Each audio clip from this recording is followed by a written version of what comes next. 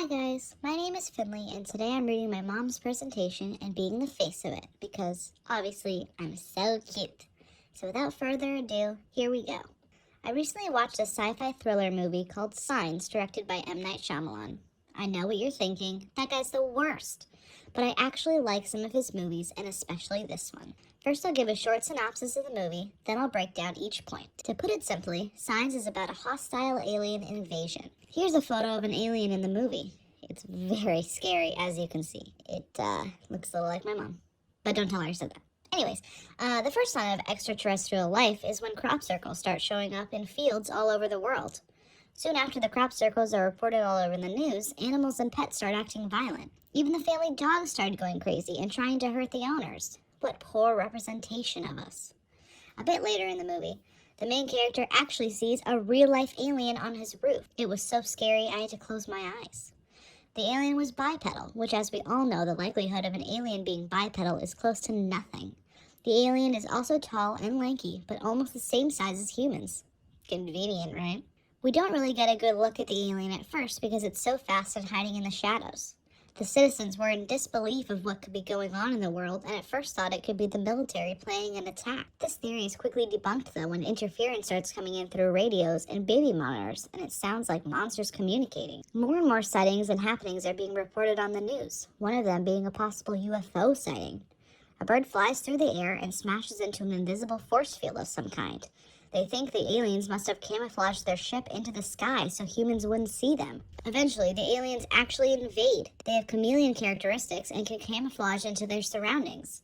As they're attacked, they have a stinger-like thing in their wrists which emits poisonous gas onto their prey. The main family in the movie survives because they find the aliens' weakness, water. I don't like baths either. Everyone fights back against the aliens with water and the aliens retreat back to their planet. Yay, happy ending! Sounds super realistic, right? Well, I am a dog, so my judgment may be a little clouded, but I think only small aspects of this movie are actually accurate. First, let's talk about crop circles. They differ in shape and size, but it's believed that crop circles are a clear sign of aliens visiting Earth. They're seen as a navigational tool and meant to be seen from the sky when aliens are flying in their UFOs. The crazy thing about crop circles is that they aren't purely fiction. People have encountered actual crop circles that seemingly appeared out of nowhere. The BBC website says the phenomenon, that being crop circles, peaked in the 1990s and early 2000s, but continues today.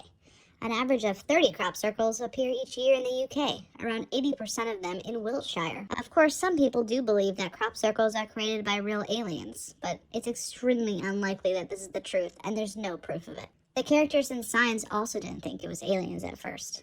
I think that including crop circles in the movie was a nice touch to hint at the existence of aliens and even has a little stake in reality. Up next, I'll talk about the actual aliens in the movie. So unrealistic. I know we don't know what aliens look like for sure, but we are pretty positive about what they don't look like. Michael Shermer says that only one species in the history of life on Earth, of the hundreds and hundreds of millions of species, only one has become a bipedal primate, that being humans. So the chances of an alien looking anything close to us is extremely unlikely.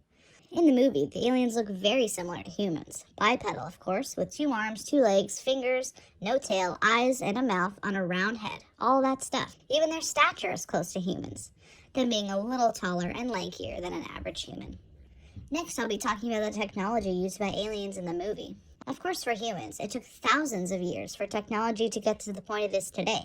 So it seems extremely unlikely that aliens would have the exact technology as us to be communicating on the exact same radio frequencies.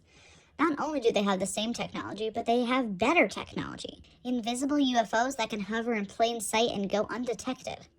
According to the MIT Technology Review website, to become invisible, an object must do 2 things. It has to be able to bend light around itself so that it casts no shadow, and it must produce no reflection. While naturally occurring materials are unable to do this, a new class of materials called metamaterials is now making it possible. So, yeah, the fact that aliens have this technology is very far-fetched. And if they really did have this technology, they probably would have better weapons than just the poison gas within their wrists, right? Now I'll talk about the aliens' defeat. Even though the aliens can jump very fast, can jump very high, and camouflage into their surroundings, and emit poisonous gas, they have a very simple weakness: water. I'm not sure why the writers chose water to be deadly to the aliens, but this isn't unique to just aliens. Witches are also hurt and killed by water. It's unclear why, although it would seem the idea originated in The Wizard of Oz.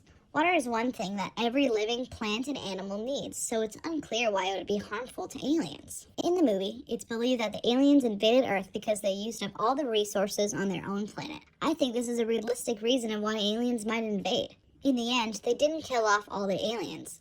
They simply scared them enough for them to retreat home. I think the next step would be for the aliens to throw on some easy waterproof armor and head back to invade. Science 2, anyone?